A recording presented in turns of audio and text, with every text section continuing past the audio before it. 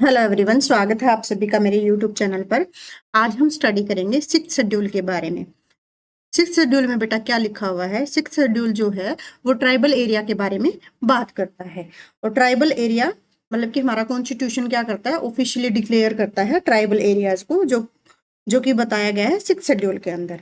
और इसके अंदर कौन से एरिया आते हैं बेटा? स्टेट ऑफ आसाम का कुछ एरिया, कुछ आता है मेघालय का, कुछ मिजोरम का और कुछ त्रिपुरा का। इसको आपने याद रखना बेटा एटीएम से। किससे याद रखोगे आप? एटीएम से याद रखोगे। ए से याद रखना असम, टी से याद रखना त्रिपुरा, एम से याद रखना आप मेघालय और एक एम से याद रखना आप मिजोरम। और एटीएम हम कंसीडर करते हैं कि एटीएम में क्या निकलते हैं? पैसे। तो हम कहेंगे कि एटीएम में मनी नहीं है। मनी मतलब कि मणिपुर नहीं है, ये आपने याद रखना है। ठीक है, आप अभी ध्यान से देखो। ये हमारी अर्थ है, ठीक है, ये हमारा इंडिया है। हम इसको जूम करते हैं, ठीक है, ये हमने जूम किया। इसमें आपको सबसे पहले तो लोकेशन बेटा पता होना चाहिए। ठीक है, ये हमारा इंडिया है। इंडिया में आपने क्या क्या चीज देखनी है कि नॉर्थ ईस्ट के कौन कौन से वो राज्य हैं बेटा। देखो आसाम है, ठीक है, और क्या है? त्रिपुरा है, मिजोरम है और क्या है? मेघालय है। लेकिन क्या नहीं है बेटा? मणिपुर नहीं है इसमें। ये याद रखना है। एटीएम में आपके पास पैसे नहीं है, ये आपने याद रखना है। ओके, अब सिक्स शेड्यूल मतलब इतना इम्पोर्टेंट क्यों है? अभी पीछे आपने देखा ना, लद्दाख में प्रोटेस्ट चल रहे थे। जो इन्वायरमेंटलिस्ट जो अपने थे, सोनम वांगचुक जी थे, वो प्रोटेस्ट कर रहे थे। वो क्या कह रहे थे कि लद्दाख को सिक्स्थ शेड्यूल में डाला जाए। तो सिक्स्थ शेड्यूल में कोई स्टेट आ जाता है ना बेटा, तो उसके क्या फायदे होते हैं उसके बारे में हम पढ़ेंगे। कहता है जो छठा शेड्यूल है वो क्या कहता है? Contain special provision for the tribal areas in the state of Assam, Meghalaya, Tripura और मिजोरम। इनके लिए इनके पास स्पेशल प्रोविजन है। और वो क्या है special provision?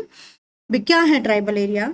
Tribal area aim to safeguard indigenous culture, भी उनका जो अपना कल्चर है उन और उनके जो ट्राइबल इंटरेस्ट हैं, जो जिस तरह की खेती बाड़ी वो करते हैं, जिन तरह की उनकी एजुकेशन है या लैंग्वेज है ना, तो उनको प्रोटेक्ट करने के लिए ट्राइबल एरिया के अंदर वो चीज़ें डाली जाती हैं, ताकि वहाँ पे बाहरी कोई दखल है वो ज़्यादा ना हो, डेवलपमेंट के नाम पे स्टेट के अंदर एनक्रोचमेंट ना हो। Okay, there are 10 tribal areas present in the four state. Four state बेटा कौन कौन से? असम, मेघालय, मिजोरम और त्रिपुरा। याद रखना है, असम, मेघालय, मिजोरम और त्रिपुरा। एटीएम में क्या नहीं है बेटा? मनी नहीं है।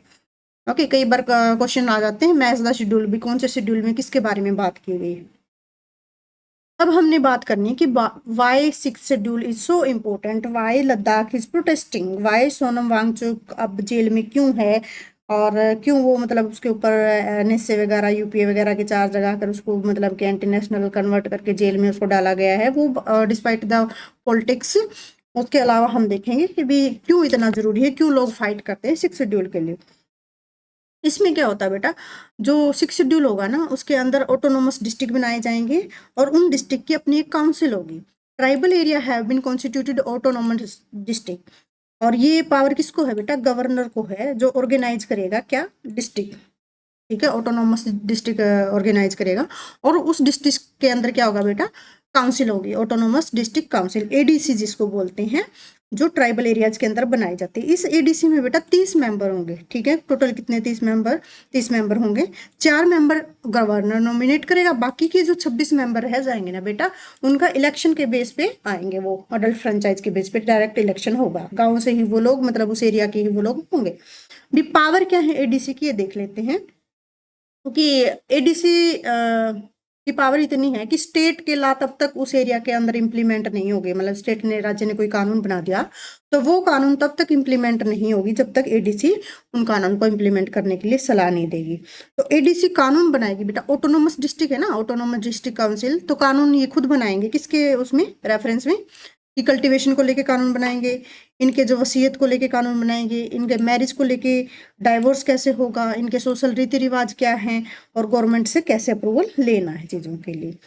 फिर एडीसी रिस्पॉन्सिबल किसके लिए है बेटा? Establishing and the managing. क्या मैनेज करेंगे? प्राइमरी स्कूल को, डिस्पेंसरी को, रोड्स को और वाटरवेज को। तो ये इनके पास रिस्पॉन्सिबल है, ये चीज़ एडीसी ने देखनी है।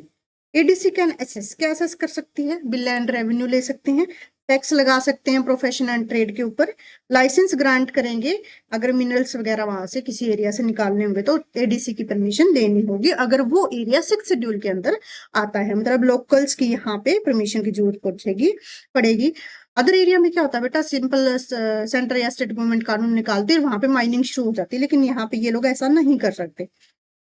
और क्या कर सकते हैं, it can establish village council court, भी छोटे छोटे गांव के अंदर कोर्ट बना देंगे, डिस्ट्रिक्ट काउंसिल कोर्ट, और ये किसके ऊपर देखेंगे, कि छोटे छोटे जो डिस्प्यूट होते हैं शेड्यूल ट्राइब्स के, उनको ये देखेंगे। तो ये छोटा सा टॉपिक था, बहुत ही इंपॉर्टेंट है, बहुत बहुत ज्यादा इंपॉर्टेंट है। छठा शेड्यूल ट्राइबल एरिया की बात करता है, कौन से ट्राइबल 4 स्टेट में है, और कितने ट्राइबल एरिया बेटा 10 हैं, और ऑटोनोमस डिस्ट्रिक्ट बनाई जाती है किसके कहने पे, गवर्नर के कहने पे। और उसके बाद एडीसी ऑटोनोमस डिस्ट्रिक्ट काउंसिल बनाई जाती है, उसमें 30 मेंबर हैं, याद रखने, 4 गवर्नर नॉमिनेट करेगा और 26 मेंबर है वो डायरेक्ट इलेक्ट होके आएंगे, ठीक है, अडल्ट फ्रेंचाइज के बेस पे। एटीएम से याद रखोगे, असम, मेघालय, त्रिपुरा, मिजोरम, मणिपुर नहीं है, याद रखना है। और किस किस एरिया के अंदर ये कानून बनाएंगे, तो ये आपने याद रखना है। लद्दाख में प्रोटेस्ट इसी चीज के लिए चल रहा था कि हमें 6 शेड्यूल के अंदर डाला जाए। ओके।